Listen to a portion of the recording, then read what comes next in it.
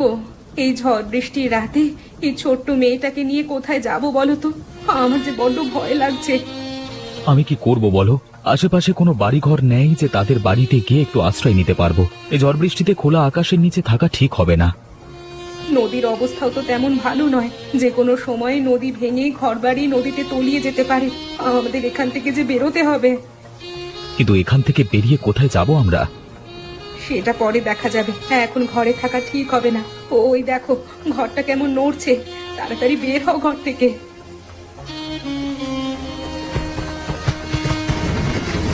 গেল গেল গেল, আমার সব গেল, ঘরটাও শেষে চলে গেল গো। এখন আমরা কোথায় গিয়ে থাকবো? কেঁদো না গিন্নি, কেঁদে আর কি হবে? আমরা যে প্রাণে বেঁচে গেছি এটাই অনেক।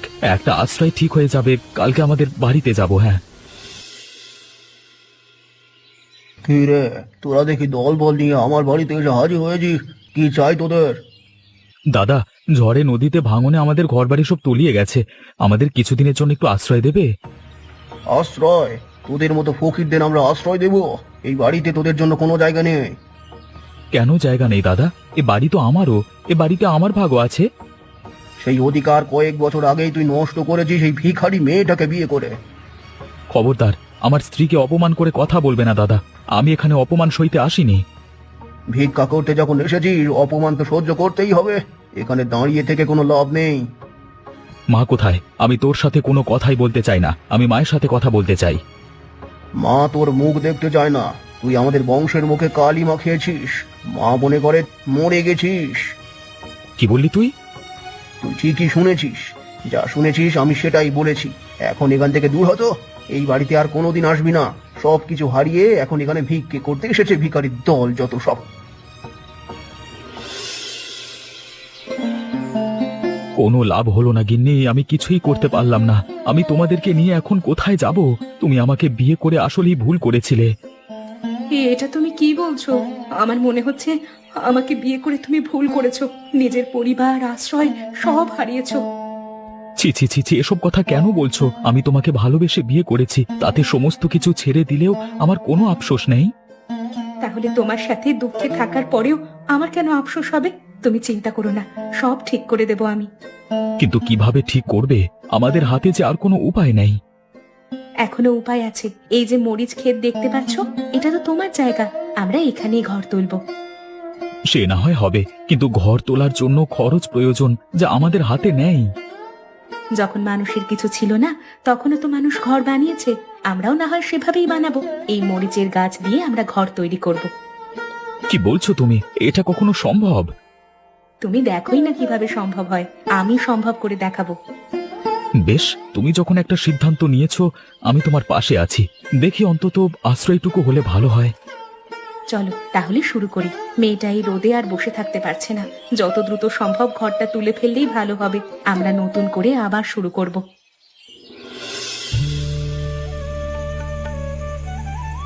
মা, এই ঘরটা তো খুব সুন্দর।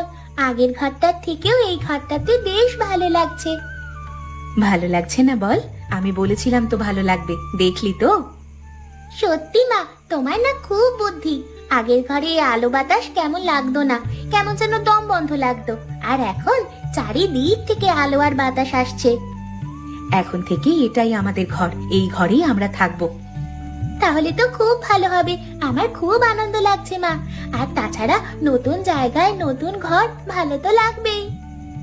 সত্যি গিন্নি, তোমার বুদ্ধির প্রশংসা না করে আর পারি না। কিভাবে সাধারণ একটা জিনিস দিয়ে তুমি অসাধারণ একটা জিনিস তৈরি করে ফেললে। বরাবরই আমার বুদ্ধি একটু বেশি, যার কারণে তোমার মতো ভালো স্বামী আমি পেয়েছি। তুমি দেখো, খুব শীঘ্রই আমরা আবার সবকিছু নতুনভাবে শুরু করে আমাদের সংসারের অবস্থা ফিরিয়ে আনবো। কিন্তু আমি তো কাজই করতে পারছি না, আমাকে কেউ কাজ দিচ্ছে না। তোমাকে কাজ করতে কে বললো? আমি তো আছি নাকি? আমি থাকতে তোমায় কেন কাজ করতে হবে? সেটা কেমন দেখা যায় না? ঘরের স্বামী বসে আছে আর কেউ বাইরে কাজ করছে। ও সমাজের নিয়ম তুমি বদলে দাও তো। সব সময় স্বামীরাই কেন কাজ করবে? মেয়েরাও কাজ করতে পারে। আপনি জানেন না, আপনার ছোট ছেলে ওই ভিখিরি মেয়েটাকে নিয়ে আমাদের বাড়িতে এসেছিল আজকে সম্পত্তির ভাগ চাইতে। কি বলছো তুমি? আমি ঠিকই বলছি। আপনি তো বাড়িতে ছিলেন না, তাই আপনি জানেন না। এত বছরে ওরা আমাদের বাড়িতে সম্পত্তির ভাগ চাইতে আসেনি, আর আজকে কেন আসলো? আমি তো ওদের ত্যায্য পুত্র করে দিয়েছি। শুনলাম নদী ভাঙনে ওরা সব হারিয়েছে, এই কারণেই এসে চোটপাট শুরু করে দিয়েছিল। আপনার বড় ছেলেকে যা খুশি তাই বলেছে।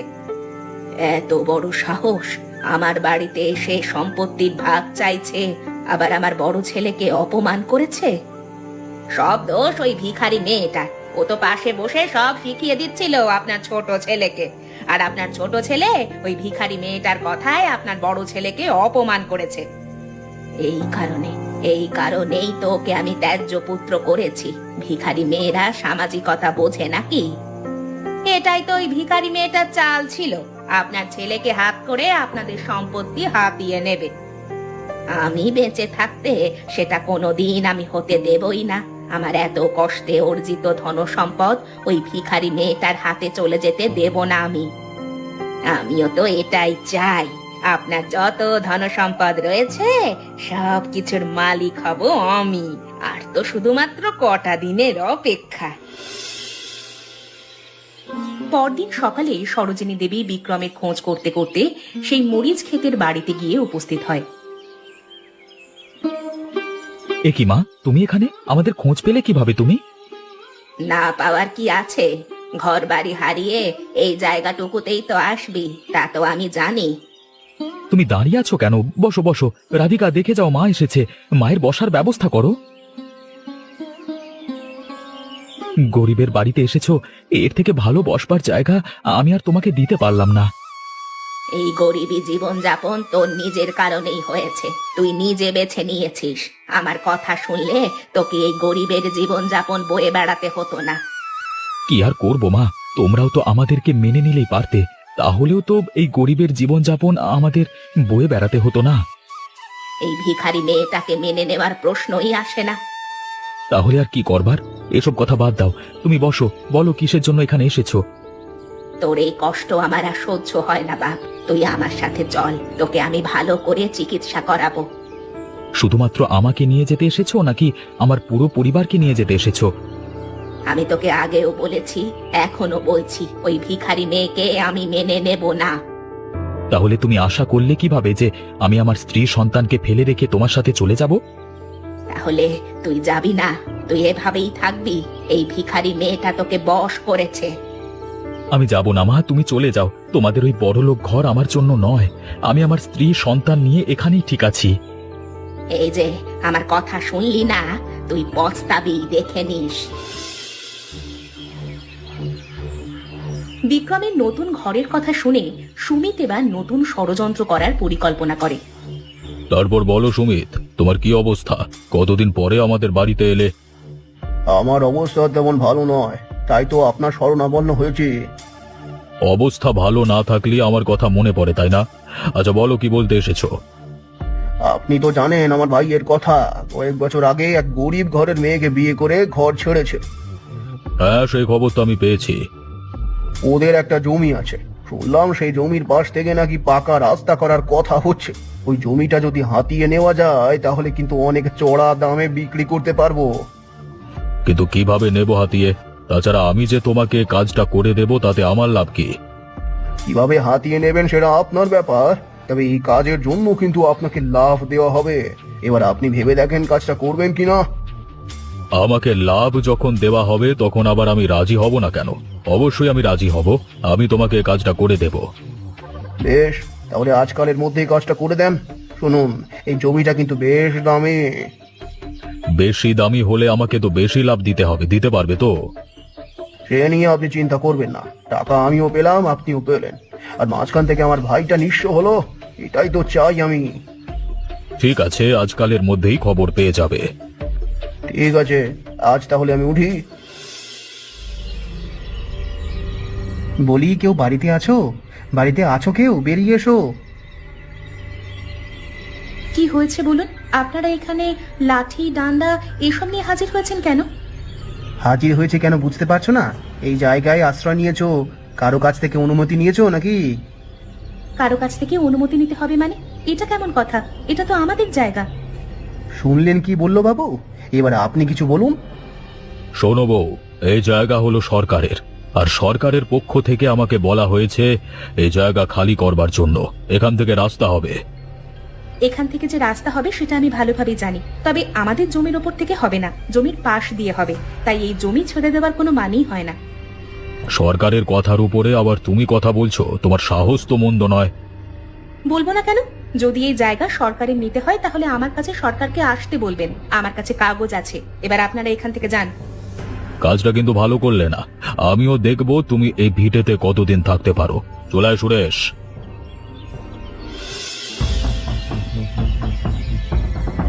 কি বললি তুই? ওই জায়গা তোকে ছেড়ে দিতে বলেছে? তাও আবার জমিদার? আমার জানা মতে সরকার জমিদারকে এ বিষয়ে কোনো নির্দেশ দেয়নি। তাহলে তাহলে আমাদের যে ছেড়ে দিতে বললো? নিশ্চয়ই এর পেছনে অন্য কোনো ষড়যন্ত্র আছে। তোদেরকে সাবধানে থাকতে হবে। এই ভিটে থেকে তোদেরকে যে কোনো উপায় বের করে দেওয়া হতে পারে। বললেই হলো নাকি? ওই জায়গা আমার স্বামী, আমার শ্বশুর আমার স্বামীর নামে নিজে ওই জায়গা দিয়ে গেছেন। শোন, ওখান থেকে যখন রাস্তা হবে তখন কিন্তু ওই জায়গাটার দাম খুব বেশি। মনে রাখিস, ওই জায়গা কোনোভাবেই হাতছাড়া করবি না। কোনো প্রশ্নই আসে না। আমি কেন ওই জায়গা ছেড়ে দেব? এমনিতেও আমার যাওয়ার কোনো জায়গা নেই। আর যদি কোনো সমস্যা হয় আমি তো তোর পাশে আছি। ওই জায়গা নিয়ে যত লড়াই করা দরকার হলে আমি করব। তোমাকে কিছুই করতে হবে না কাকা, আমি তো আছি। আগে আমি চেষ্টা করে দেখি, যদি কাজ না হয় তাহলে তোমাকে অবশ্যই ডাকবো। বেশ, তাহলে ঠিক আছে। তোর স্বামী আর তোর মেয়ে কেমন আছে বলতো? ওরা ভালোই আছে। তুমি তো এখন আর আমাদের বাড়ির দিকে যাও না। গরিব হয়েছি বলে এই ভাতিজির বাড়িতে যেতে ইচ্ছে হয় না, তাই না? কি যে বলিস, কাজের চাপে কিছুই চোখে দেখি না। যা, তোকে কথা দিলাম, এবার তোদের বাড়িতে গিয়ে দুদিন কাটিয়ে আসবো। হ্যাঁ বৌমা, ও বৌমা, কোথায় গেলে তুমি? সেই সকাল থেকে তোমাকে ডাকছি, তোমার তো কোনো খোঁজ নেই। কি হলো? কেন এভাবে ডাকাডাকি করছেন কেন বলুন তো? আপনার জ্বালায় অন্য কোনো কাজ করতে পারবো না নাকি? গত রাত থেকে আমি অসুস্থ হয়ে বিছানায় পড়ে আছি। সকালেও তো আমাকে একটু খাবার দিলে না। আপনি বিছানায় অসুস্থ হয়ে পড়ে আছেন কি সুস্থ আছেন সেটা আমি জানি নাকি? আমাকে না জানালে সকালে আমি খাবার দেব কিভাবে? তুমি একটাবার ভাবলে না আমি সকালে খাইনি? কেন খাইনি? তাছাড়া সকাল থেকে যে তোমাকে ডাকছি তুমি তো কোনো সারা শব্দ অব্দি দিলে না। আমার অন্য অনেক কাজ আছে, সারাক্ষণ আপনার পেছনে পড়ে থাকলে আমার চলবে না। এ কি বৌমা, তুমি আমার সাথে এমন ভাবে কথা বলছো কেন? আমি তোমার শাশুড়ি। শাশুড়ি হয়েছেন বলে কি মাথা কিনে নিয়েছেন নাকি? দেখুন, এমন চলতে থাকলে আপনাকে কিন্তু এই বাড়িতে আর রাখতে পারবো না। অসুস্থ হতে না হতেই এমন ব্যবহার? বেশ, আমারও সময় আসবে। সময় এলে আমি ঠিক বুঝিয়ে দেব। আপনার এমন নাটকীয় কথা না আপনার কাছেই রাখুন, যত সব।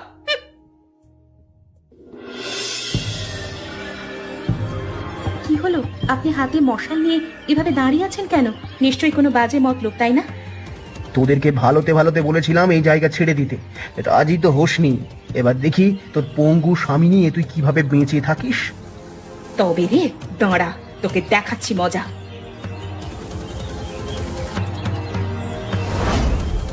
ওরে বাবারে, মাগরে, মরে গেলাম গো, মরে গেলাম। কেউ আমাকে বাঁচাও। জল, জল কোথায়?